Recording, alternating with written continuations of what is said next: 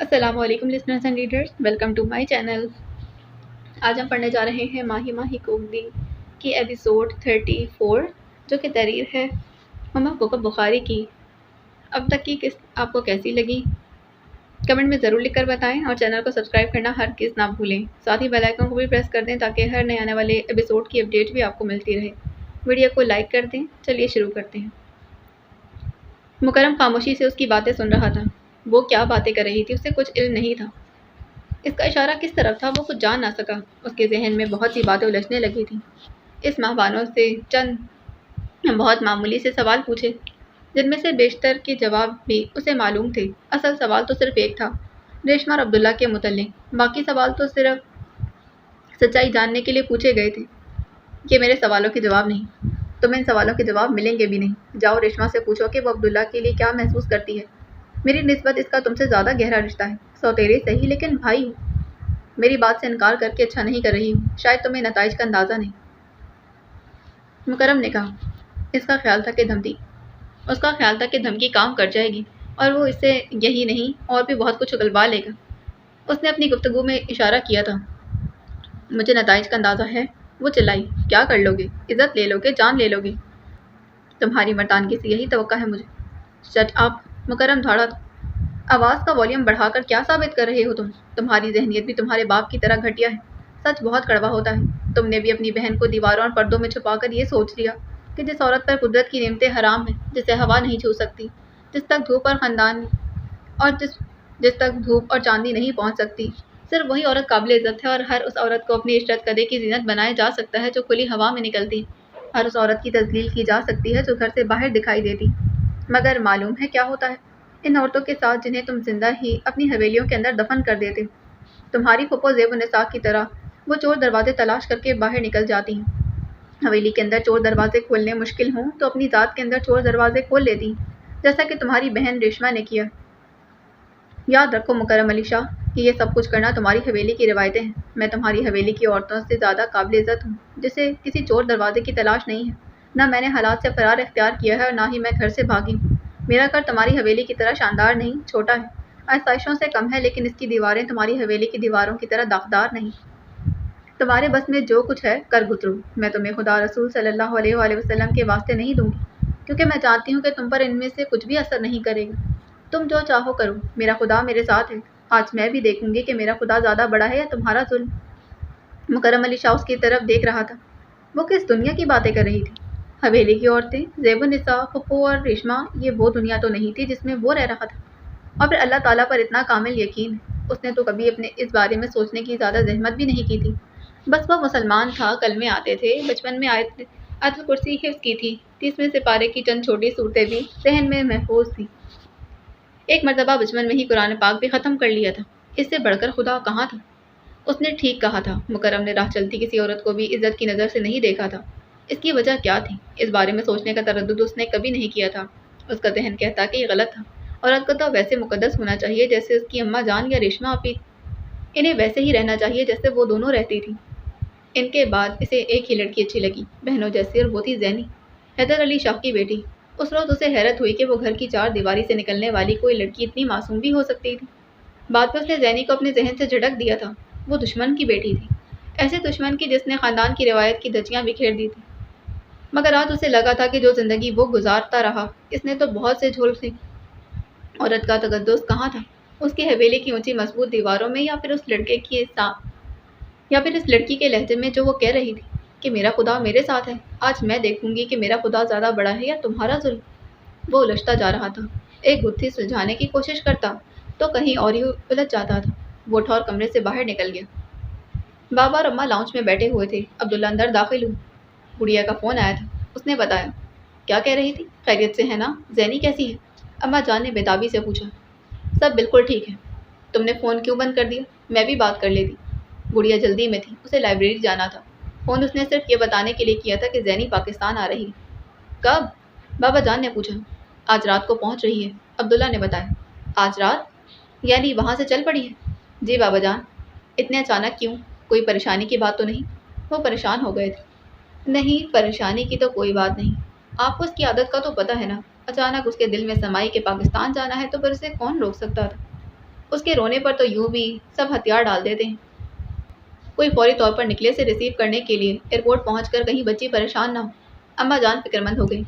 بہت غلط حرکت کی ہے زینی نے، یوں پڑھائی چھوڑ کر چلے آنا۔ اب تو وہ آ رہی ہے لیکن میں چاہوں گا کہ اس کی حرکت کو گھر میں کوئی بھی انکریج نہ کرے، بابا جان نے کہا۔ رہنے دے نالی، بچی ہے، دل گھبرا رہا ہوگا، آ گئی۔ میری تو آنکھیں ترس گئی ہیں اسے اور گڑیا کو دیکھنے کے لیے۔ پڑھنے کو تو ساری عمر پڑی ہے، آپ نے اسے کچھ کہا تو خواہ اس کا دل برا ہو جائے گا، اماں جان بولی تھی۔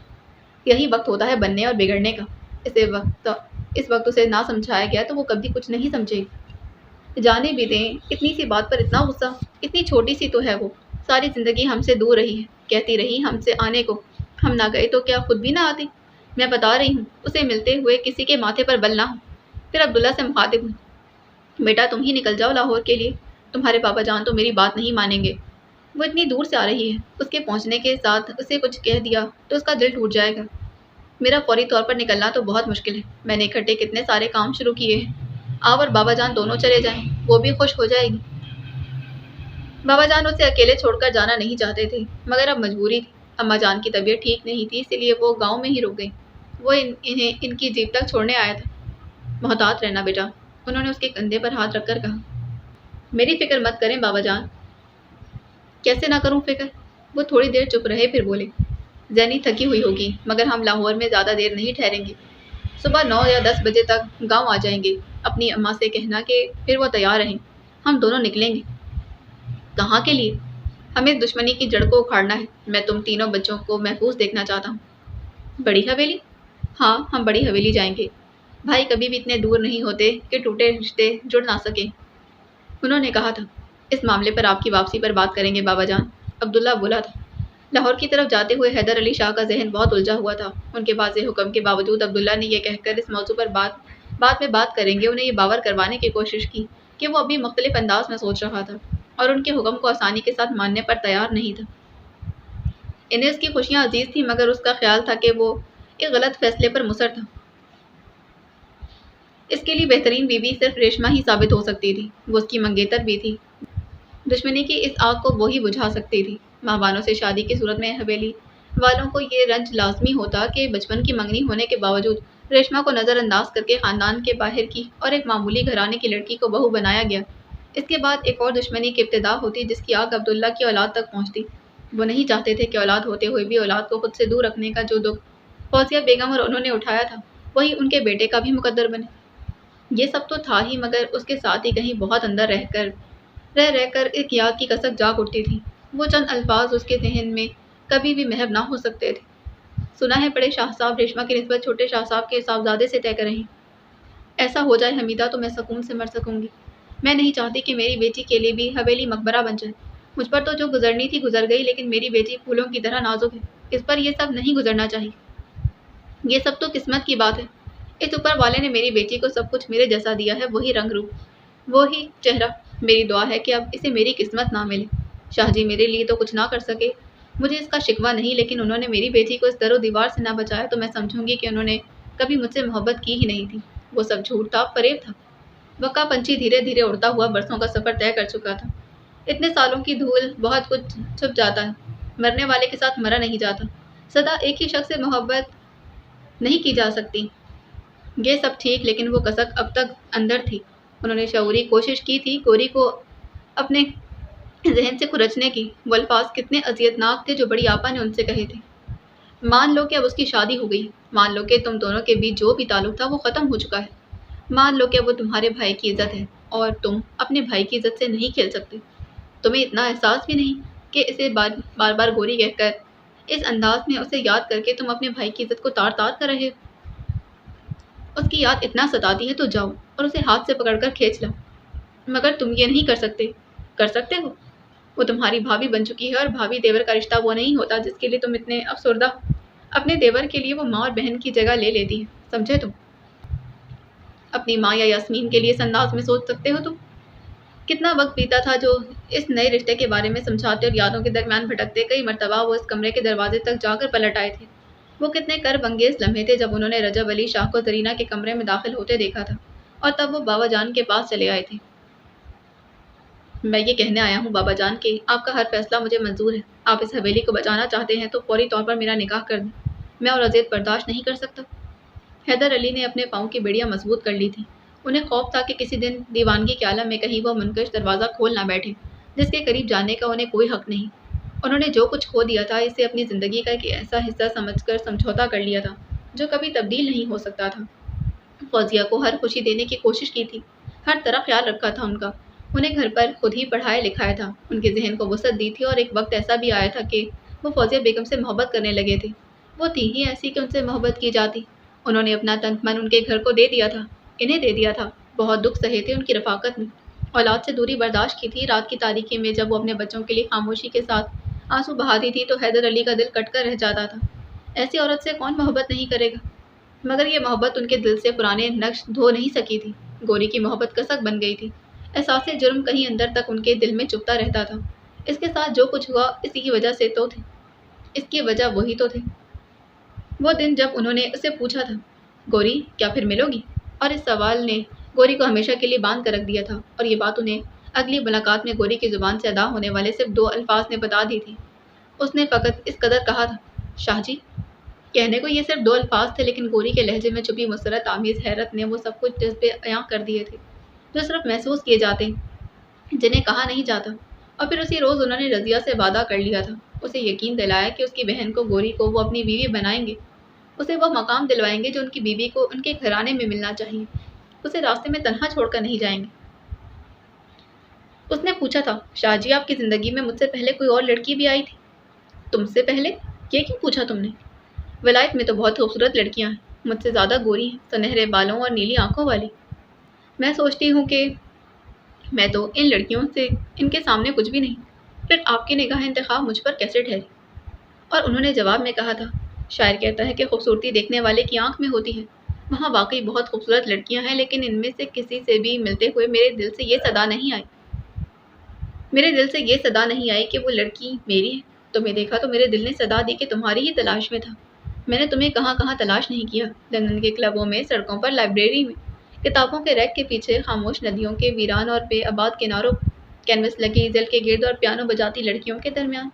میرے وہم و گمان میں بھی نہیں تھا کہ تم مجھے یہاں ملو گی۔ گوری بہت معصوم اور بھولی بھالی لڑکی تھی، اس کی ہر بات پر آنکھیں بند کر کے یقین کر لینے والی۔ وہ اس کا ہاتھ تھام کر اسے محبت کی گلیوں میں گھماتے رہے اور وہ آنکھیں بند کیے ان کے پیچھے چلتی رہی۔ پھر جب علم ہوا کہ ان دونوں کے بیچ فوزیہ بھی تھی تو وہ گمسم سی ہو گئی تھی۔ اس نے کہا تھا کہ اب میں اس دن آپ سے ملوں گی جس دن آپ میرے حق میں فیصلہ کریں گے۔ میں خود کو کسی خوش فہمی میں مبتلا نہیں رکھنا چاہتی اور نہ ہی یہ چاہتی ہوں کہ کسی کے ہاتھ میرے حق میں دعا کے لیے اٹھنے کے بجائے مجھے بد دعا دینے کے لیے اٹھیں۔ مجھے بد دعا سے بہت ڈر لگتا ہے۔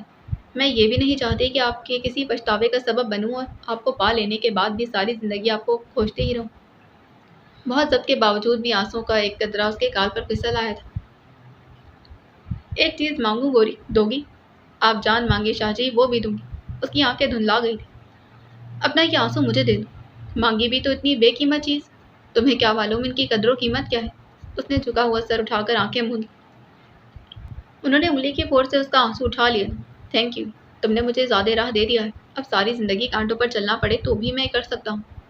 ہاں وہی اس کی موت کے ذمہ دار تھے، مانا کہ انہیں جدا کرنے میں سب سے بڑا ہاتھ تقدیر کا تھا، مگر وہی تھے جنہوں نے اسے ایک نئی اور انجانی راہ کا مسافر بنایا تھا۔ خود تو سب کچھ پا لیا لیکن اس بھولی بھالی لڑکی کے مقدر میں زہر بھر دیا تھا۔ ان کی بہت پیاری اور محبت کرنے والی بیوی تھی، اولاد تھی، غم تھے تو زندگی میں خوشیاں بھی بہت تھیں، مگر گوری کو ان کی محبت میں کیا ملا تھا؟ نہ وہ شوہر کو محبت دے سکی، نہ اس کے گھر کو اپنا گھر سمجھ سکی تھی۔ بیٹی ہوئی تو بھی اسے جی بھر کر دیکھ نہیں پائی تھی۔ اسے لوریاں سنانے، سجانے، سنوارنے اور دلہن بنے دیکھنے کے ارمان پورے بھی نہ کیے کہ تھک کر زندگی سے ہی منہ موڑ لیا تھا۔ انہیں جو دکھ گوری نے اٹھائے ہیں وہ دکھ ریشمہ نہیں اٹھائے گی، ایسا کبھی نہیں ہوگا۔ انہوں نے سوچا تھا۔ وقت دھیرے دھیرے سے گزر رہا تھا۔ مہبانوں کچھ اندازہ نہیں کر پا رہی تھی کہ اسے وہاں آئے کتنی دیر ہو چکی تھی اور مزید کتنی دیر اسے وہاں بند رہنا تھا۔ وہ صوفے پر سکڑی بیٹھی ہوئی تھی۔ مکرم کے جانے کے بعد کتنی دیر تک تو خود کو نارمل کرنے کی کوشش کرتی رہی۔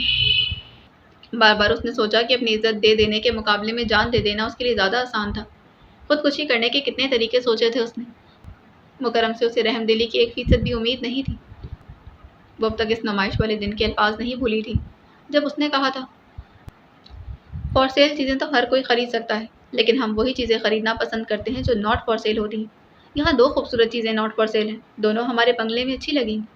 ایسی ذہنیت رکھنے والے شخص سے اچھائی کی توقع رکھنا حماقت ہی ہوتی۔ اس نے بانو کی اتنی باتیں سن لی تھیں کہ اور پھر بھی اسے کچھ کہے بغیر کمرے سے باہر نکل گیا تو اسے وہ معجزہ ہی سمجھ رہی تھی۔ مگر ماہبانوں کے ذہنی انتشار کا سبب صرف ایک مسئلہ نہیں تھا۔ وہ اس وقت کے متعلق بھی نہ چاہتے ہوئے صحیح سوچ رہی تھی جب عبداللہ کی بے خبری میں یہ بھائی اس پر حملہ آور ہو جاتے۔ آخر کس چیز کو کریمن ریڈنگ کہہ رہی تھی جس کے لیے وہ صبح صبح گھر سے نکلتا ہے؟ سوچ سوچ کر اس کا دماغ جیسے بھٹکتا جا رہا تھا۔ پھر اچانک اسے خیال آیا وہ یقیناً رائڈنگ کے لیے نکلتا ہوگا۔ کریمن اسی کو اپنے لہجے میں ریڈنگ کہہ رہی ہوگی۔ کاش کوئی صورت ہو یہاں سے نکلنے کی اور میں عبداللہ کو خبر کر سکوں۔ یا اللہ اسے اپنی امان میں رکھنا۔ وہ بلک بلک کر رو دی تھی۔ چاہے عبداللہ اور میں ایک دوسرے سے دور ہو جائیں مگر وہ زندہ سلامت رہے، خوش رہے۔ چاہے میں اسے پھر نہ دیکھ سکوں مگر وہ ٹھیک رہے اور کچھ نہ ہو۔ ہر گزرتے لمحے کے ساتھ اس کی ذہنی حالت خراب سے خراب تر ہوتی جا رہی تھی، مگر وہ شعوری کوشش کر کے خود کو نارمل رکھ رہی تھی۔ نہ جانے کتنی دیر گزری کہ تالے میں ایک مرتبہ پھر چابی گھمانے کی آواز سنائی دی تھی۔ آنے والا نوازش تھا۔ اس کے ساتھ کھانے کے سامان سے لدی ہوئی ٹرالی بھی تھی۔ ویسے تو یہ کام ملازموں کا تھا لیکن مکرم نے اسے سخت تاکید کی تھی کہ مہمانوں پر کسی اور کی نگاہ نہ پڑے۔ یہ کھانا کھا لو۔ نوازش نے ٹرالی اس کی جانب بڑھائی تھی۔ مہمانوں نے اسے دیکھا۔ اس کے چہرے پر سختی اور درستی کے وہ تاثرات نہیں تھے جو مکرم کے چہرے پر۔ فریج میں پانی اور کولڈ ڈرنکس دونوں ہیں۔ ٹینٹ فروٹ بھی موجود ہیں۔ جس چیز کے لیے دل چاہے لے لینا۔ گرم گرم کھانے کی اشتہا انگیز خوشبو سے مہمانوں کو خیال آیا کہ اسے سخت بھوک لگی تھی اور پیاس سے اس کا حلق بالکل خشک ہو رہا تھا، مگر وہ اپنی جگہ ہی بیٹھی رہی۔ نوازش واپس جانے کے لیے مڑ چکا تھا۔ دروازے تک پہنچ کر رکا اور اس کی طرف مڑا۔ زیادہ شور شرابہ مت کرنا، مجھے الجھن ہوتی ہے۔ یوں بھی یہاں تمہاری آواز میرے علاوہ کوئی نہیں سن سکتا اور میں تمہاری مدد نہیں کروں گا، اسی لیے چیخنا چلانا تو بیکار ہے۔ یہ ٹرالی میں گھنٹی رکھی ہے، کسی چیز کی ضرورت ہو تو گھنٹی بجا دینا، میں آ جاؤں گا اور جو کچھ تمہیں چاہیے ہوگا مل جائے گا۔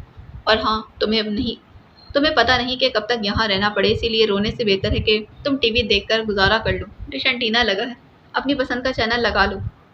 اس کا دل نہیں چاہتا تو پھر بہت سی موویز رکھی ہیں VCR میں، وہ بھی دیکھ لو۔ ماں بانو کا دل چاہا کہ کسی چیز سے اس کا سر پھاڑ دے۔ کس قدر ہمدردانہ مشورہ دیا جا رہا تھا۔ بہت مشکل سے اس نے خود پر قابو پایا تھا۔ نوازش بھی مزید کچھ کہے بغیر کمرے سے باہر نکل گیا۔ بھوک اتنی شدید تھی کہ وہ کھانے پر ٹوٹ پڑنا چاہتی تھی۔ کھانا بھی خوشبو سے اتنا لذیذ لگ رہا تھا۔ اس کا ہاتھ بے اختیار ٹرالی کی جانب بڑھا تھا، مگر اس نے خود کو روک دیا۔ جنہوں نے مجھے اغوا کیا اور جو عبداللہ کو قتل کر دینا چاہتے ہیں، کیا میں ان کے گھر کا دیا ہوا کھانا کھاؤں گی؟ مجھ پر تو ان کا ایک لقمہ بھی حرام ہے۔ سب کچھ ویسے ہی بڑا ٹھنڈا ہوتا رہا۔ اس کی سوچیں پھر بھٹکنے لگیں۔ بڑی حویلی اور حویلی خانقاہ حضرت صاحب کے درمیان۔ خادم حسین مہمانوں کی گمشدگی سے سخت اپسیٹ تھا۔ رات کو کسی کو کچھ بتائے بغیر اس نے گاؤں کے ایک ایک گھر کی تلاشی لی۔ اس اچانک افتاد پر گھروں کے مکین خوفزدہ ہو گئے، مگر اس تمام کارروائی سے بھی کچھ حاصل نہ ہوا۔ مہمانوں کا کچھ پتہ ہی نہ چل سکا۔ وہ حویلی سے نکلی تو آخر کہاں چلی گئی؟ گاؤں میں اس کے رشتہ دار تو تھے مگر وہ وہاں جانا پسند نہیں کرتی تھی۔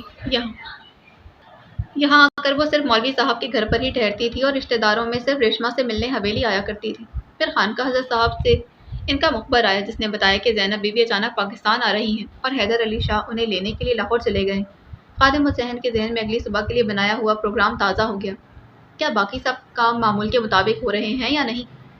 باقی سب کچھ تو معمول کے مطابق ہی ہے، مخبر نے بتایا۔ عبداللہ کے روزمرہ کے کام اسی طرح جاری ہیں۔ جی شاہ صاحب، ہر کام ہر روز کی طرح لگے بندے وقت اور طریقہ کار کے مطابق ہو رہا ہے۔ خادم حسین کچھ دیر تک سوچتا رہا، پھر بولا، وہاں حویلی میں کوئی ایسی لڑکی تو نہیں آئی جس کا وہاں عام طور پر آنا جانا ہو؟ میں خاص طور پر عبداللہ کے حوالے سے پوچھ رہا ہوں، ذہن پر زور دو، اس سے ملنے کوئی لڑکی تو نہیں آئی کل مغرب کے بعد سے تمہارے یہاں آنے تک؟ یوں ہی اسے خیال سے آیا کہ مہمانہ عبداللہ کی کالج فیلو تھی۔ عبداللہ کا شمار اس کے دوستوں میں بھی ہوتا تھا، کہیں وہ وہاں نہ چلی گئی؟ نہیں شاہ صاحب، ہو سکتا ہے کہ زنان خانے میں ہو۔ تقریباً ناممکن ہے۔ پچھلے دنوں لاہور سے ان کے کچھ دوست شکار کے لیے آئے تھے تو شاہ صاحب کے معاملات یکسر تبدیل ہو گئے تھے۔ ان سے ملنے ان کے دوست احباب آتے رہتے ہیں اور ان کے متعلق ان کے معمولات کی تبدیلی سے فوری پتہ چل جاتا ہے۔ کل رات کافی دیر تک مصروف رہے تھے شاہ صاحب۔ پہلے سائز سے ازدبر کے متعلق بات چیت کرتے رہے، پھر منشی اور وکیل کے ساتھ مصروف رہے۔ رات کا کھانا بھی انہوں نے کافی دیر سے کھایا تھا۔ صبح حسب معمول گھڑ سواری کے لیے نکل گئے۔ ناشتے کے بعد بڑے شاہ صاحب بی بی کو لینے نکل گئے۔ اس کے بعد تو میرے آنے تک عبداللہ شاہ صاحب روزمرہ کے کاموں میں ہی مشغول تھے۔ तुम जाओ, खादिम हुसैन ने कहा। कहाँ गई महाबानो? ज़मीन खा गई या आसमान निकल गया? उसने सोचा। अभी तो उसका पूरा इरादा था कि पीर साहब के गांव वापसी पर वो इनसे महाबानो के मुतल्लिक बात करेगा। झुंझलाहट बुरी तरह से उस पर सवार थी। परेशानी अलग थी और ये बात कि उसका दिल कह रहा कि वो जहाँ भी थी ठीक थी, मगर इससे उसकी परेशानी में कमी वाक़ई तो ना हो रही थी। डेरे से निकलकर मुकरम सीधा हवेली में अपनी ख्वाबगाह में चला आया था। उसका ज़हन मुंतशिर था और फिर वो यकसुई से सोचना चाहता था। कल रात से इस वक्त तक दुनिया बहुत तब्दील हो गई थी। उसके सामने 2 दरवाजे खुले थे, जिनकी तरफ उसने कभी देखने की भी ज़रूरत महसूस नहीं की थी। पर अब हर मंज़र बदल गया था। हर चीज़ धुन में लिपटी हुई थी और वो धुन में लिपटे इन अधूरे मंज़रों को देखकर कोई फ़ैसला नहीं करना चाहता था। उसे खोज थी हर हकीकत की। अम्मा जान और महबानों के अल्फाज रह रहकर उसकी समात में उभर रहे थे। अम्मा जान ने कहा था कि उन्होंने दुख ही नहीं उठाए, जुल्म सहे हैं। कैसे जुल्म? ये उन्होंने नहीं बताया था। उन्होंने कहा था कि इस हवेली की औरतें अपने दिल में कितने ज़ख्म बसाकर जीती हैं। किसके दिए हुए ज़ख्म, ये भी उन्होंने नहीं बताया। उन्होंने ये भी कहा था कि बहुत पहले वो इस हवेली में होने वाले कत्ल की 2 वारदातों की गवाह बनी थी। किसने किसे कत्ल किया था, मगर ये भी उन्होंने नहीं बताया। और महबानों ने कहा कि ज़ेबुन्निसा फुप्पो हवेली से भाग गई थी, मगर ऐसा कब था? इनकी निहायत शानदार पुख्ता कब्र तो इनके आबाई कब्रिस्तान में मौजूद है। तो क्या महबानों ने झूठ कहा था या फिर वो कब्र झूठी थी? वो कह रही थी कि अब्दुल्ला जानना चाहता है अपने ख़ानदान के माजी की उस लड़की के बारे में जो इस दुश्मनी की इब्तिदा ठहरी थी। रेशमा इस शख्स को बद्दुआ देना चाहती है जो इस दुश्मनी की वजह बना और मुझसे पूछती है अपनी माजी के मुतल्लिक। मुकरम कुछ समझ नहीं पा रहा था। वो तो सिर्फ महबानों को अब्दुल्ला तक पहुंचने से रोकने के लिए निकला था, मगर न जाने किन भूल भुलैयों में खुद ही गुम हो गया था। और फिर बहुत दिन पहले खादिम हुसैन ने उससे दोनों घरानों की दुश्मनी के मुतल्लिक भी कहा था। यहाँ मामला तालीम का ही कब है, यहाँ तो मसला जायदाद और ज़मीनों का भी था, और सबसे बढ़कर एक औरत का। औरत का? कौन औरत? उसने पूछा था, मगर खादिम हुसैन ने उसे कुछ नहीं बताया। इसे महसूस हुआ कि जैसे उसके साथ बहुत बड़ी नाइंसाफ़ी की गई हो, जैसे वो सब कुछ जो जानने का उसको हक था उसे छुपाया जा रहा हो। उसे लग रहा था कि अगर उसे हकीकत का इल्म होता तो उसकी ज़िंदगी बहुत मुख्तलिफ होती। अभी क्या उसकी ज़िंदगी में किसी चीज़ की कोई वाज़ेह सूरत ही नहीं। वो खाओ पियो ऐश करो और मर जाओ को ही ज़िंदगी समझता आया था। जो कुछ थोड़ी देर कबल महाबानो ने कहा और उसने खामोशी से सुन लिया था, उसे मुकरम की ज़हनी कैफियत ऐसी तो ना होती जो अम्मा जान के पास से उठकर आने के बाद थी। वो उसका आधा भी नहीं कह सकती थी। इससे पहले वो उसका मुंह बंद कर देता। एक बात का अलबत्ता वो मुतरफ़ हो चुका था कि खादिम हुसैन का इंतखाब बुरा नहीं। महाबानों में वाकई शान और तमकनत थी। इस वक्त भी जब वो असीर थी और इस ज़ात का गरूर उसकी असीरी भी ख़त्म नहीं कर सकी थी। वो उसके सामने गिड़गिड़ाई नहीं थी, उससे रो रो कर इल्तिजाएँ भी नहीं की थी। हर सवाल का जवाब मालूम होने के बावजूद भी जब उसने फ़ैसला कर लिया कि वो किसी बात का जवाब नहीं देगी, तो उसने वाकई किसी बात का जवाब नहीं दिया था। उसे महबानो बहुत अच्छी लगी थी। शक्ल सूरत तो अचानक ही उसके लिए सानवी चीज़ बन गई थी। महबानों में उसे उसकी ज़ात का गरूर और उसकी ज़िद पसंद आई थी। खादिम भाई और सब्त दोनों के इंतखाबात बहुत अच्छे हैं, शायद इसीलिए कि उन्होंने ज़िंदगी को मेरी निस्बत मुख्तलिफ रिवायतों से देखा है। मुझे तो ये भी नहीं पता कि असल ज़िंदगी में क्या है। वो सोचता रहा, फिर उठकर अम्मा जान के कमरे की जानिब चल दिया था। ख्वाबगाह में हमेशा की तरह भीड़ भाड़ नहीं थी, सिर्फ अम्मा जान थी और रेशमा। वो अंदर आया तो रेशमा बेख्तियार अम्मा जान से लिपट गई थी। अम्मा जान ने भी अपनी ओढ़नी उस पर यूं फैला दी जैसे मुर्गी चूज़ों के ऊपर फैला देती है। रेशमा की सिसकियों की आवाज़ें मुकरम को अभी सुनाई दे रही थी। अम्मा जान ने उसकी तरफ गौर देखा। वो जानना चाहती थी कि वो किस नीयत से वहाँ आया था। वो ज़िद्दी था, करता, गुस्से का भी तेज़ था। अपने सामने किसी को भी खातिर में नहीं लाता था। बस इनके सामने उम्मीद की सिर्फ एक किरण थी कि वो रेशमा को बहुत प्यार करता था। रेशमा को अम्मा जान से लिपटे देख वो वहीं रुक गया। उसके चेहरे पर उलझन और परेशानी बहुत वाज़िह तौर पर तहरीर थी। क्या बात है मुकरम? अम्मा जान ने पूछा। आपके पास मेरे लिए भी कुछ है अम्मा जान? मेरे पास तुम सबके लिए ममता और मोहब्बत का समंदर है, इसके अलावा कुछ भी नहीं। मैं यहाँ बैठ जाऊँ? बैठ जाओ। मुझे उम्मीद है कि तुम मेरा और अपनी बहन का दिल दुखाने वाली कोई बात नहीं करोगे, उन्होंने कहा था। वो अम्मा जान के पास बैठ गया। कुछ देर तक कमरे में सकूत तारी रहा। वो सोच रहा था कि अम्मा जान से कैसे बात करे। आप लोगों ने ऐसा क्यों किया? बिलाखिर उसने कहना शुरू किया। इस हवेली का एक फर्द होने के बावजूद भी आप लोगों ने मुझसे इतना कुछ छुपाया। क्या मेरी कोई अहमियत नहीं यहाँ? क्या छुपाया तुमसे बेटा? सभी कुछ अम्मा जान, हर चीज़। और ये बातें जो किसी ऐसे शख्स के मुंह से सुननी पड़ी जो इस हवेली का फर्द ना हो। आप सोच सकती हैं कि कितनी तकलीफ हो सकती है मुझे। किसी ने ये नहीं बताया कि ज़ेबुन्निसा फुप्पो घर से भागी थी। क्यों अम्मा? वो बोला था। कुछ गुजरी बातें बहुत तकलीफ दे होती हैं, इनका ना जानना ही ज़रूरी होता है।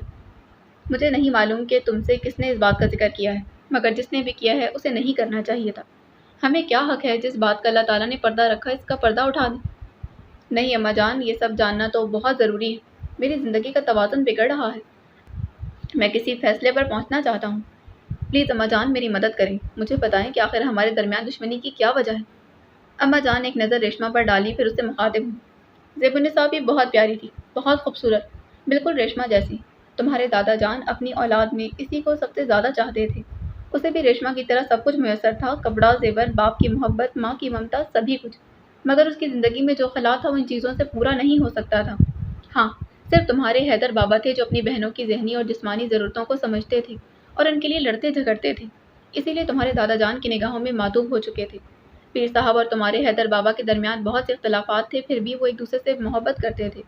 سب سے زیادہ اختلاف اسی بات پر تھا، تمہارے حیدر بابا چاہتے تھے کہ بہنوں کی شادیاں کی جائیں، مگر اس بات پر کوئی بھی راضی نہیں تھا۔ پیر صاحب اور تمہارے دادا جان کو بہت سے خوف لاحق تھے، جائیداد کے بڑھ جانے کا خوف، سر جھک جانے کا، اور نہ جانے کیا کیا۔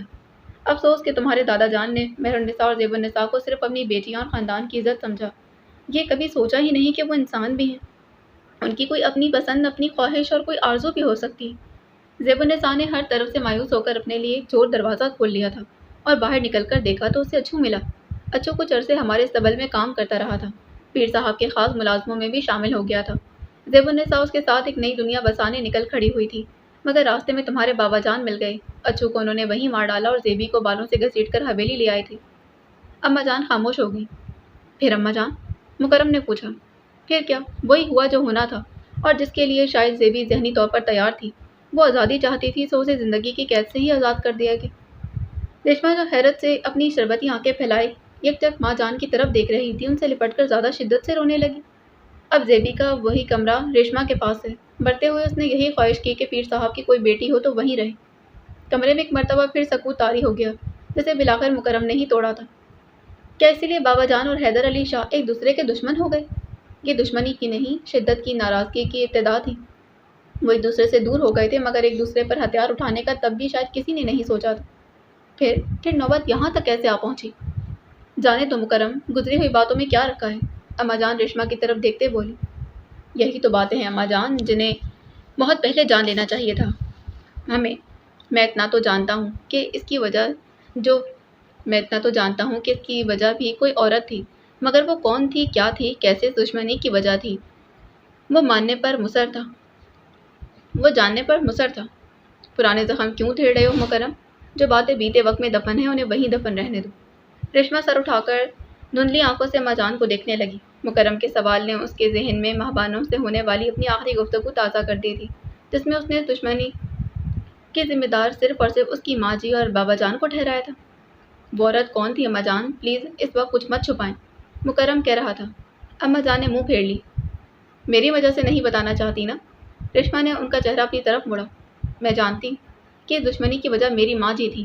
یہ احساس کتنا تکلیف دہ ہے کہ وہی اس کی وجہ تھی، اسی دشمنی کی جس سے سب کچھ جل رہا ہے، جس کی وجہ سے میرے بھائی کا خون ہوا اور اب وہ بری طرح رو رہی تھی۔ میری ماں جی بہت بری تھی، میں انہیں ماں کہنا ہی نہیں چاہتی۔ نانا ریشما ایسے نہیں کہتے۔ تم سے کس نے یہ سب کہہ دیا؟ تمہاری ماں تو بہت اچھی تھی، اتنی پیاری، اتنی خوبصورت، ہو بہو ویسی جیسی تم ہو، کہ کوئی نظر ڈالے تو پلک جھپکنا ہی بھول جائے۔ اماں بانو کہہ رہی تھی کہ اس نے کہنا چاہا لیکن ہچکیوں کے درمیان کچھ کہہ نہ سکی۔ بانو جھوٹ کہہ رہی تھی، جس کی اتنی پیاری بیٹی ہو وہ عورت بری کیسے ہو سکتی ہے؟ انہوں نے اسے چمکارا تھا۔ میں کسی اور کی بیٹی نہیں ہوں، میں صرف آپ کی بیٹی ہوں۔ مکرم خاموشی سے سب کچھ دیکھتا رہا اور سنتا رہا۔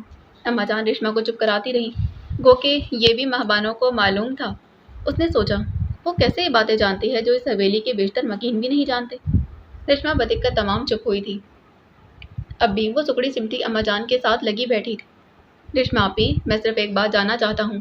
اس کا جواب مجھے اماں جان نے بھی دیا تھا، مگر میں آپ کے منہ سے سننا چاہتا ہوں۔ مکرم نے اسے مخاطب کیا، وہ اسے عبداللہ کے متعلق براہ راست سوال کرنے کا فیصلہ کر چکا تھا۔ ریشما نے اماں جان کے ہاتھ مضبوطی سے تھام لیے۔ کیا آپ عبداللہ شاہ سے شادی کرنا چاہتی ہیں؟ ریشما کو اپنا سانس حلق میں اٹکتا محسوس ہوا، اس کی حالت غیر ہوتی جا رہی تھی۔ کیا کہہ رہے ہو مکرم؟ اماں جان نے گھبرا کر کہا۔ اماں جان، میں نہیں چاہتا کہ زیب النساء پھپھو کی طرح ریشما آپی بھی کوئی چور دروازہ ڈھونڈے۔ ریشما آپی بھی صرف حویلی کی بیٹی اور عزت ہی نہیں، ایک انسان بھی ہیں۔ ان کی بھی خواہشات اور آرزویں ہو سکتی ہیں، یہ بھی کسی کو پسند کرنے کا حق رکھتی ہیں اور انہیں اپنی پسند کے اظہار کا پورا پورا حق ہے۔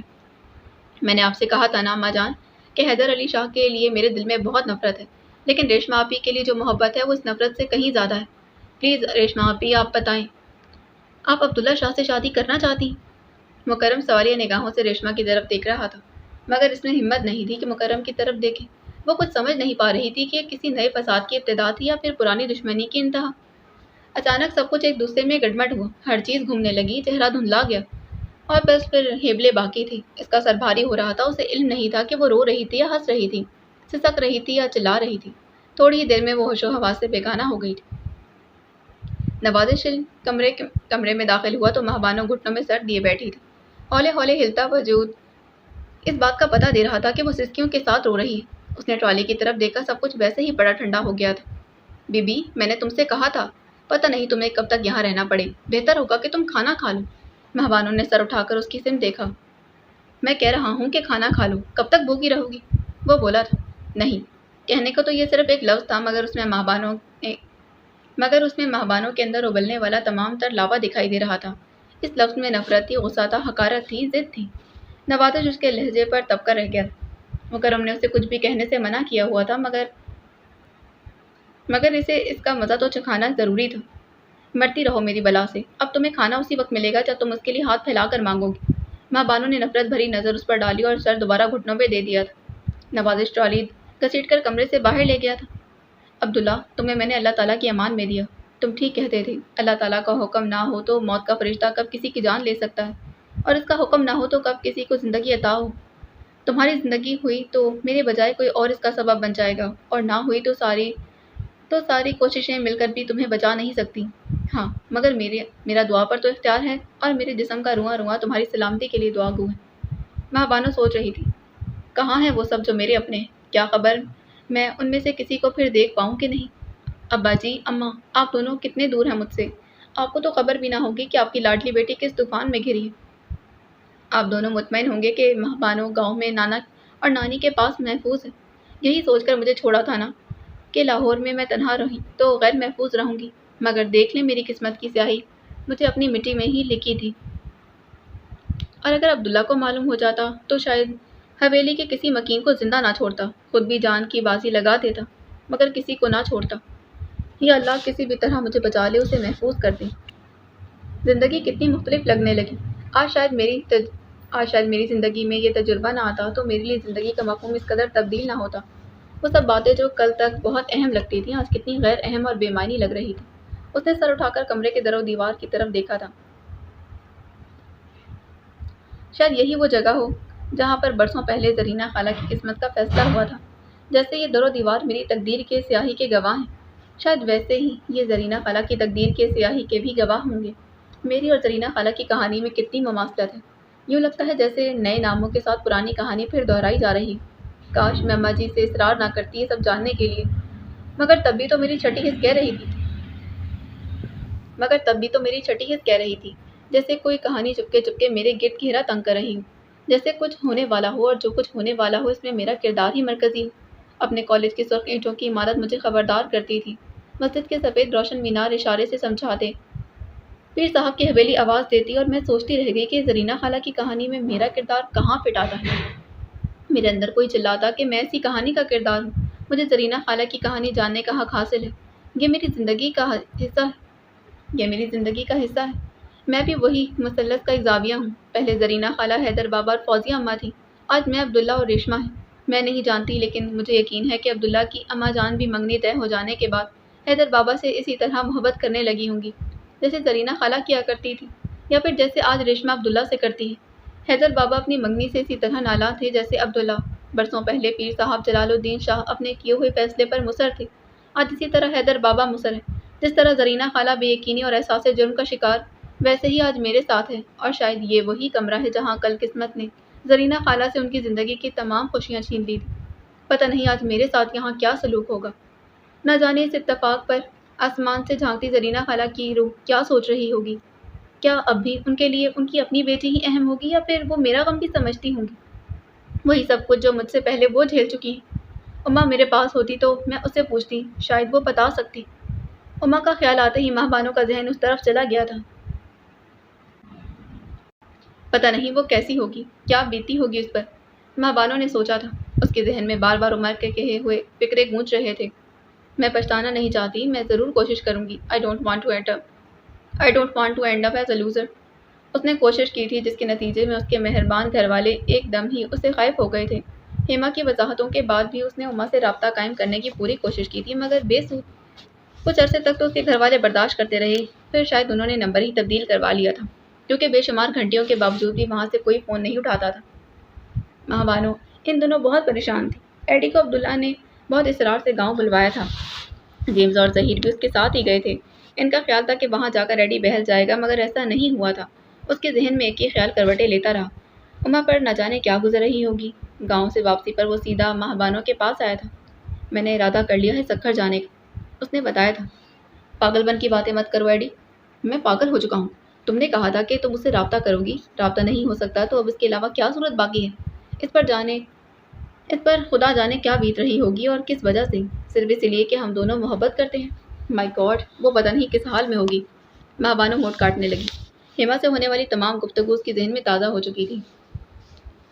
اس نے واضح طور پر کہا کہ اس کا 1% بھی امکان نہیں۔ ایڈی اما کے لیے جتنا پریشان تھا، اس کی ایک ایک لکیر اس کی پیشانی پر واضح تھی۔ کیا کر لیں گے وہ؟ میں سب کچھ برداشت کرنے اور بھگتنے کے لیے تیار ہوں، ہر چیز جانتے ہوئے بھی میں اس آگ میں اترا تھا اور اب ہر قسم کے حالات کا سامنا کرنے کے لیے بھی تیار ہوں، مگر اما کو اکیلا نہیں چھوڑ سکتا۔ کیا کروں؟ ایڈی کو ہیما سے ہونے والی گفتگو کے بارے میں بتا دوں، مگر ایسا ہوا تو بھی بات بگڑ جائے گی، بات لمبی ہو کر نہ جانے کہاں تک جا پہنچے۔ اسے معلوم ہوا تو کل کو وہ سکھر جاتا، آج وہاں چلا جائے گا اور اما سے ملنے کی کوشش کرے گا، مگر اس کا اور اجے کا سامنا ہو گیا تو نہیں، یہ ٹھیک نہیں ہے۔ لیکن اگر یہ ٹھیک نہیں تو پھر کیا ٹھیک ہے؟ اسے کیسے مطمئن کروں؟ اما کی زندگی تو تباہی کے کنارے پر پہنچ ہی چکی ہے۔ ہم اس کے لیے تو کچھ نہ کر سکے، مگر ایڈی جیسے جینیس شخص کو ہم دوست خاموشی سے تباہ ہوتے نہیں دیکھ سکتے۔ نہیں، یہ ممکن نہیں، ماہ بانو نے سوچا تھا۔ میں ذہنی طور پر تباہ ہو گیا ہوں۔ اتنا تو میں جانتا ہوں کہ اس کے گھر والے شادی پر تیار نہیں ہوں گے، لیکن وہ اسے کسی سے بات چیت بھی نہیں کرنے دیں گے، فون تک اٹینڈ نہیں کرنے دیں گے، یہ مجھے معلوم نہیں تھا۔ وہ جیسے خود سے کہہ رہا تھا۔ ایڈی، مجھے دوست سمجھتے ہو نا؟ ماہ بانو نے کہا۔ میں نے زندگی میں بہت کم لوگوں سے دوستی کی ہے، مگر جن سے کی ہے ان سے آخری سانس تک دوستی نبھاؤں گا، اور بانو، تم ان میں سے ایک ہو۔ تھینک یو ایڈی، وہ بولی، پھر قدرے توقف سے کہا۔ اما میری بہترین دوست ہے، اس کی ہر خوشی مجھے بہت عزیز ہے، مگر ایڈی میں تمہیں بھی اس حالت میں نہیں دیکھ سکتی۔ پلیز اسے بھول جاؤ، یوں سمجھو جیسے وہ تمہاری زندگی میں آئی ہی نہیں تھی۔ ایڈی نے شوق کی سی کیفیت میں اسے دیکھا۔ یہ تم کہہ رہی ہو بانو؟ ہاں، یہ میں کہہ رہی ہوں۔ ہم سب سے لڑ سکتے ہیں، مگر قدرت کی طرف سے کیے گئے فیصلوں سے کبھی نہیں لڑ سکتے۔ وہ اپنا آپ خود ہی منوا لیتے۔ قدرت کے فیصلے، مجھے اور اما کو دور کرنے کا فیصلہ قدرت کا نہیں، انسانوں کا کیا ہوا فیصلہ ہے۔ قدرت کا فیصلہ یہ ہوتا ہے کہ میں مر جاتا یا وہ مر جاتی۔ میں انسانوں کے کیے ہوئے کسی فیصلے کو تسلیم نہیں کرتا۔ اما انکار کر دے، میں آج بھی پیچھے ہٹ جاؤں گا، مگر ہمارے بارے میں کوئی تھرڈ پرسن کیوں فیصلہ کرے؟ میں مار دوں گا یا مر جاؤں گا، اور یہ قدرت کا نہیں، میرا فیصلہ ہے۔ اور ماہ بانو چند لمحے اس کی طرف دیکھتی رہی۔ میں نے اما سے بھی کہا تھا کہ مجھے کسی کے فیصلے سے پہلے اس کے فیصلے کی ضرورت ہے، وہ ہاں کہے یا نہیں، مگر مجھے بتا دے ضرور۔ افسوس کہ وہ اپنے ہونٹوں سے نہ ہاں کہہ سکی نہ نہیں، مگر حالات نے مجھے خود ہی اس کے فیصلے سے آگاہ کر دیا۔ اسے انکار ہوتا تو یوں اس کے گھر والے اسے ہر قسم کا رابطہ ختم نہ کروا دیتے، اور میں اسی لیے سکھر جانا چاہتا ہوں۔ وہ آج بھی اپنی زبان سے انکار کر سکتی تھی، مگر یہ انکار اس کا نہیں ہے، تو کوئی بھی زبردستی اسے اس بات کا پابند نہیں کر سکتا۔ ایڈی نے اٹل لہجے میں کہا۔ نہیں ایڈی، تم سکھر نہیں جاؤ گے، ماہ بانو نے بھی فیصلہ کن انداز میں کہا۔ وہ ان سب باتوں کو وقوع پذیر ہونے سے روکنا چاہتی تھی، جو ایڈی کی پیش قدمی کے باعث بہت کچھ تباہ کر سکتی تھی، خود ایڈی کو بھی۔ کیا مطلب؟ مطلب یہ کہ میں تمہیں ہرٹ نہیں کرنا چاہتی، لیکن اب مجبوری کی وجہ سے تمہیں سب کچھ بتانا پڑا ہے۔ کھل کر بات کرو، میں کسی بات سے ہرٹ نہیں ہو سکتا۔ وہ بولا تھا۔ میرا اما سے رابطہ ہو گیا تھا، اس نے کہا۔ وہ ٹھیک تو تھی، اس نے کیا کہا تم سے؟ ہاں، وہ ٹھیک تھی۔ ماہ بانو نے اسے گھڑی ہوئی کہانی کا آغاز کیا تھا۔ اس کی اپنی خواہش پر اس کے گھر والے تم سے اس کی بات نہیں کروا رہے۔ یہ ممکن نہیں ہے، تم جھوٹ بول رہی ہو۔ کیا میں اما کو نہیں جانتا؟ وہ ایسا کبھی نہیں کر سکتی۔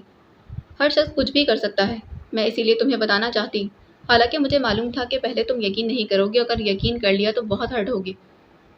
ماہ بانو نے کہا۔ کیا کہہ رہی تھی وہ؟ मुझसे भी बहुत मुश्किल से बात करने पर आमादा हुई थी। वो हम में से किसी का सामना नहीं करना चाहती, मगर मैं उसे कसूरवार नहीं समझती। उसे यकीनन तुमसे मोहब्बत थी और शायद अब भी हो। लेकिन जब इंसान सब प्रॉस एंड कॉन्स वे करता तो मोहब्बत के अलावा भी बहुत कुछ देखना पड़ता है।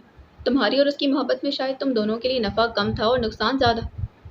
इसीलिए बहुत दिनों तक ठंडे दिल से इस बारे में सोचा और फिर इस नतीजे पर पहुंची थी कि इस ताल्लुक को यही ख़त्म कर देना ज़्यादा बेहतर। एडी ने बेयकीनी से उसकी तरफ देखा। मेरी बात का यकीन करो एडी, वो ज़हनी तौर पर ऐसी किसी शादी को कबूल नहीं कर सकती जिसे उसका मज़हब दुरुस्त तस्लीम नहीं करता, क्योंकि शादी सोसाइटी से लिया हुआ सर्टिफिकेट ही नहीं बल्कि ये सनत मज़हब से भी लेनी पड़ती है। जब मज़हब इजाज़त ना दे तो फिर शादी शादी नहीं रहती। ये तो बग़ैर शादी के रहने वाली बात हो गई। मगर वो हम सबसे शर्मिंदा थी, हम में से किसी को फेस नहीं कर सकती थी। इसका फ़ैसला तुम्हारे हक़ में नहीं था, मगर ये बात वो अपने मुँह से भी नहीं कहना चाहती थी। मेरे बार बार राब्ता करने पर बिलाखिर उसने मुझसे बात करने का फ़ैसला किया और मुझे कहा कि मैं तुम्हें ये सब कुछ बता दूँ। उसके मम्मी डैडी ने उसे आनंद के लिए कहा और वो उस पर राज़ी हो गई। अब तो वो शायद इंडिया भी जा चुकी हो, और अगर नहीं गई तो फिर जाने वाली होगी। एडी कुछ देर तक घास पर नज़र जमाए रहा, फिर कुछ कहे बगैर उठकर अपने पोषण की जानिब चला गया था। माँ बानो उसके बाद मुसलसल डिप्रेशन का शिकार रही थी। यह एहसास बहुत तकलीफ दे था कि उसने अपने दोस्तों के साथ झूठ बोला और उन्हें अलग करवा दिया था, मगर यही बेहतर था। बानो, नेहा ने अफसरदगी से कहा। मैं क्या करती नेहा, मुझे अपने दोस्त और अपना मुल्क बहुत प्यारा है। इसी में दोनों की बेहतरी थी, हम सबकी बेहतरी थी। मगर ये एहसास मुझे बार बार कचोके लगा रहा कि उन्हें मैंने जुदा किया है। माँ बानो भी आज़रदा थी। नहीं, तुमने नहीं, तकदीर ने जुदा किया है। तुमने तो सिर्फ एडी को ये फैसला तस्लीम करने पर आमादा किया है। कल रात मैं बहुत रोई दोनों के लिए, मगर मैं सच बताती तो क्या क्या होता नेहा। वही सब जिसकी अजय ने धमकी दी थी। तुमने जो किया वो बहुत अच्छा था, नेहा ने कहा। मेरे जहन पर इस झूठ का बहुत बोझ है। मैं ये सब कुछ किसी से शेयर करना चाहती थी, मगर तुम्हारे अलावा किसी से कुछ कह नहीं सकती थी। लड़कों को बताती तो वो फ़ौरन एडी के पास पहुंच जाते। असल बात तो ये थी, तुमने अच्छा किया कि किसी लड़के को नहीं बताया। इनके दिमाग की चूलें तो वैसे भी कोई ढीली होती। इन्होंने कहना था कि उमा के घर वालों की ऐसी की तैसी, हम देखते हैं क्या कर लेंगे। ये एडी का क्या बिगाड़ लेंगे हमारा। इनसे इनसे जिक्र करना तो इनसे जिक्र ना करना ही अच्छा है। अगर ज़िंदगी में कभी उमा या एडी को खबर हुई कि मैंने झूठ बोला तो वो मेरे बारे में क्या सोचेंगे। महाबानो ने आहिस्ता से पूछा। वो यही सोचेंगे कि तुम दोनों की दोस्त हो, इसलिए अगर तुमने ऐसा झूठ बोला है तो फिर इसमें कोई मसलहत ज़रूर होगी। पता है बानो, हम ऐसे दोस्त नहीं हैं कि एक दूसरे की दोस्ती पर शक करें। हमारी दोस्ती आम दोस्ती नहीं, हम सभी एक दूसरे से मोहब्बत करते हैं और यही मोहब्बत हमें दूसरे का ख्याल रखना, केयर करना सिखाती है। हम एक दूसरे की फीलिंग समझते हैं। तुम यकीन करो कि इन्हें खबर हुई तुम यकीन करो कि उन्हें खबर हुई तब भी तो वो तुमसे गिला नहीं करेंगे। इनके दिल में तुम्हारे लिए कभी बाल नहीं आएगा, नेहा ने उसे समझाया था। अभी वो नेहा को फ़ोन करके फारिग ही हुई कि जेम्स आ गया था। ये मंगनी का इनविटेशन कार्ड है, फंक्शन इस्लामाबाद में ही होगा और तुम्हारे बगैर बिल्कुल अधूरा होगा। पता नहीं मैं आ सकूंगी या नहीं, मैं गाँव जा रही हूँ। तुम्हें तो पता है कि अम्मा जान अमेरिका जा रही और वो मुझे यहाँ छोड़ने पर बिल्कुल राज़ी नहीं। वहाँ से इस्लामाबाद आना मुश्किल होगा, सफ़र भी बहुत तवील है। ये नहीं चलेगा बानो, सफ़र की तवालत के लिए तुम्हें फ़िक्रमंद होने की ज़रूरत नहीं। तुम मुल्तान से बाय एयर आ जाना, फिर मैं अब्दुल्ला को फ़ोन कर दूंगी कि आते हुए तुम्हें भी घसीट लाए। ना आने का तो सवाल ही पैदा नहीं होता। मैं कोशिश करूंगी, वादा नहीं करती। कोशिश हरगिज़ नहीं, तुम हर हाल में आओगी, हम दोस्त ही कितने हैं। तुम भी ना आई तो फिर मैं सारी ज़िंदगी तुमसे बात नहीं करूंगी। प्लीज़ जेम्स, इतनी बड़ी धमकी मत दो, पहले ही हमारा ग्रुप टूटकर बिखर गया है। उसने आज़रदगी के साथ कहा था। थोड़ी देर वो खामोश रहा, फिर बोला। उमा का कोई कसूर नहीं, मगर एडी भी बहुत अपसेट है। मुझे पता है, लेकिन जो हुआ वो होना ही था। मालूम नहीं कि हम क्यों उस खुशफहमी का शिकार थे कि बिलाखिर सब कुछ ठीक हो जाएगा। माँ बानू ने कहा। तुम्हारी अम्मा कब जा रही हैं न्यूयॉर्क? जेम्स ने जानबूझकर मौजू बदल दिया। परसों फ्लाइट है उनकी। और तुम उससे पहले गांव जाओगी या बाद में? इन्हें सी ऑफ करने के बाद ही जाऊंगी। गांव से रिश्तेदार भी आ रहे हैं, इनके साथ ही जाऊंगी। उसने बताया था। अगर मुमकिन हो सके तो न्यूयॉर्क में मेरा एक काम है, अंकल से कहना वो कर दें। ओ श्योर, क्यों नहीं, तुम बताओ। किसी ज़माने में मेरी मॉम वहीं रहती थी, यहाँ आने के बाद उनसे कोई राब्ता ही नहीं रहा। अब तो बहुत मुश्किल है कि वहाँ हूँ, मगर वो मुझे बहुत याद आती हैं। मैं चाहता हूँ कि और कुछ नहीं तो मैं ख़तों किताबत और फ़ोन के ज़रिए उन्हें अपनी ज़िंदगी में शामिल कर लूँ। जेम्स ने कहा था। हाँ ज़रूर जेम्स, मैं अब्बा जी को बतौर ख़ास ताकीद करूँगी। अल्लाह करे कि तुम्हें तुम्हारी मॉम मिल जाए। माँ बानो ने सदके दिल से कहा। जब से मैंने नेहा के मुतालिक सोचना शुरू किया तब से ज़िंदगी का मफ़हूम मेरे लिए बहुत बदल गया है। मुझे मोहब्बतों की कदर आनी शुरू हो गई है। یوں بھی بانو، میں نے بہت کم محبتیں دیکھی ہیں زندگی میں۔ نیہا سے پہلے شاید صرف میری ماں کو مجھ سے محبت تھی، مگر میں نے انہیں اسی لیے چھوڑ دیا کیونکہ میری وجہ سے وہ مسلسل تکلیفیں بھگت رہی تھیں۔ میں ان کی زندگی سے نکل گیا، ان سے کوئی رابطہ نہیں کیا۔ اب جب میں نے اور نیہا نے شادی کا فیصلہ کیا تو مجھے بہت یاد آتی ہیں۔ انہیں خبر ہوتی تو وہ بہت خوش ہوتی۔ میں چاہتا ہوں کہ انہیں اپنی شادی پر انوائٹ کروں۔ ہاں، ایسا ہو جائے تو کتنا اچھا ہو۔ اللہ کرے کہ وہ اب تک وہیں ہوں۔ یہ ان کا ایڈریس ہے، اگر وہ مل جائیں تو انہیں نیہا کا اسلام آباد کا ایڈریس دے دینا۔ میں آج کل رائل پارک سے نکلنے کی تگدو کر رہا ہوں، پتہ نہیں کس وقت نئی جگہ منتقل ہو جاؤں۔ ٹھیک ہے، ماہ بانو نے ایڈریس کی پرچی تھامتے ہوئے کہا۔ پھر بولی، ایک بات تو بتاؤ جیمز۔ پوچھو، ویسے کافی پرسنل سوال ہے، نہ چاہو تو جواب نہ دینا۔ اتنا پرسنل نہیں ہوگا کہ تمہیں بھی جواب نہ دے سکوں۔ وہ بولا تھا، تم پاکستان کیوں آئے تھے؟ وہاں امریکہ میں بہت سی جگہیں تھیں جہاں تم جا سکتے تھے، پھر تم نے پاکستان کو ہی کیوں چنا؟ نیہا نے بھی مجھ سے پوچھا تھا، اس نے تمہیں بتایا نہیں؟ جب میں نے اسے پوچھا تھا اسے علم نہیں تھا، بعد میں تو میں نے پوچھا ہی نہیں اس سے، اور نہ ہی اس نے بتایا۔ میرا پاکستانی باپ میری ماں کو چھوڑ کر پاکستان آ گیا تھا، مجھے البتہ وہ اپنے ساتھ لے آیا تھا۔ اس نے شادی شاید گرین کارڈ کے چکر میں کی تھی، وجہ خواہ کچھ بھی ہو۔ اس نے وہاں شادی تو کر لی تھی مگر نبھا نہیں سکا۔ میری ماں اس کے پیچھے پاکستان آئی اور عدالت کے ذریعے مجھے واپس امریکہ لے گئی تھی۔ انہیں مجھ سے بہت محبت تھی۔ پھر انہوں نے شادی کر لی، سوتیلا باپ سوتیلا ہی بن کر رہا۔ ماں نے مجھے بورڈنگ ہاؤس میں بھجوا دیا، مگر تب تک میں فیصلہ کر چکا تھا یہاں پاکستان آنے کا۔ اس کے 3 سال بعد میں یہاں چلا آیا، یہ تقریباً 10 سال پہلے کی بات ہے۔ تمہیں امید تھی کہ تمہیں اپنے ڈیڈی مل جائیں گے؟ میں انہیں ڈھونڈنا چاہتا تھا، اور امید ہی نہیں مجھے یقین تھا کہ وہ شخص مجھے مل جائے گا۔ بچپن کے خواب اور سپنے اور قسم کے ہوتے ہیں۔ اپنے خوابوں میں ہر بچہ سپر مین ہی ہوتا ہے، وہ ہر کام کر سکتا ہے۔ میں بھی اپنے خوابوں میں سپر مین تھا۔ تمہاری باتوں سے لگتا ہے تو نہیں کہ تمہیں اپنے ڈیڈی سے محبت ہے، پھر بھی تم ان کی تلاش میں یہاں تک آ گئے۔ وہ ہولے سے ہنس پڑا تھا۔ میں اس شخص کی محبت کے مارے نہیں آیا، میں اسے قتل کرنے آیا تھا یہاں۔ میں اسے اپنی اور اپنی ماں کی محرومیوں کا حساب لینا چاہتا تھا۔ پرسوں تک یہ کیڑا میرے ذہن میں رہا۔ میں نے ایک ریوالور بھی خرید لیا تھا جو آج تک میرے پاس ہے۔ میں نشانہ بازی کی پریکٹس بھی کرتا رہتا تھا۔ پھر بعد میں نے سوچا کہ کیا حماقت ہے یہ۔ اس روز میں ایک فلم کا بورڈ پینٹ کر کے آرام کر رہا تھا جب قریبی مسجد کے لاؤڈ اسپیکر سے ابھرنے والے الفاظ میرے کانوں تک پہنچے تھے۔ مولوی صاحب کہہ رہے تھے کہ ہر برے عمل کا اسی قدر بدلہ لینا جائز ہے، مگر معاف کر دینا اس سے بہتر ہے۔ اس دن میں نے دیر تک اس بارے میں سوچا تھا۔ میں اپنے باپ کو نہیں جانتا تھا اور بچپن کے خوابوں کے سحر سے بھی آزاد ہو چکا تھا۔ مجھے اندازہ ہو چکا تھا کہ بھوسے کے ڈھیر سے سوئی تلاش کرنا قریباً ناممکن ہے۔ پھر میں نے سوچا کہ خدا اتنا بے خبر تو نہیں کہ ظالم کو مستقلاً ڈھیل دے رکھے۔ جو شخص برا ہوتا ہے وہ اپنے ہاتھوں سے اپنی تباہی کا سامان کرتا ہے اور تباہ ہو جاتا ہے۔ تب میں نے اپنا انصاف اپنے خدا کے سپرد کر دیا اور آج تک مطمئن ہوں۔ اس نے مجھے بہت کچھ دیا ہے، اس سے کہیں زیادہ کمی مجھے فیملی لائف کی ہی محسوس ہوتی تھی۔ میں محسوس کرتا تھا کہ سب کے کام کرنے کے باوجود، سب کے ساتھ دوستی رکھنے کے باوجود کسی کو بھی مجھ سے دلچسپی نہیں تھی۔ یہ بات مجھے ہرٹ کرتی تھی۔ اب یہ کمی پوری ہو گئی ہے۔ میں نیہا سے محبت کرتا ہوں اور وہ مجھ سے۔ ہم کچھ ہی سالوں میں ایک نئے سفر کا آغاز کریں گے، تب تک مجھے بھی قدم جمانے کا موقع مل جائے گا۔ وہ بھی بہت اچھی ہے، مجھے افسوس ہے کہ میں اسے بہت زیادہ تو نہیں دے سکتا، مگر اسے اس بات کی پرواہ ہی نہیں۔ وہ جدوجہد کرنے پر یقین رکھتی ہے، کہتی ہے کہ ہم مل کر محنت کریں گے تو سب کچھ حاصل کر لیں گے۔ بانو، آئی ریئلی لو ہر۔ سوچتے سوچتے وہ ماں بانو کی پلکیں ہی بھیگ گئی تھی۔ چلو، کوئی تو خوش ہوا۔ عمر اور ریڈی بچھڑ گئے، میں یہاں قید ہوں اور موت عبداللہ کے تعاقب میں۔ اس نے سوچا تھا، عمر مجھے معاف کر دینا، میں نے ایڈی سے بہت بڑا جھوٹ بولا تھا، مگر صرف اسی لیے کہ میں اسے ساری زندگی تباہ کرتے نہیں دیکھ سکتی تھی۔ وہ سب نہیں ہونے دینا چاہتی تھی جس کی دھمکی تمہارے بھائی نے دی تھی۔ تم کہاں ہو ماں؟ پتہ نہیں تمہیں کبھی دیکھ سکوں گی بھی یا نہیں۔ میں کوشش ضرور کروں گی۔ I don't want to end up as a loser۔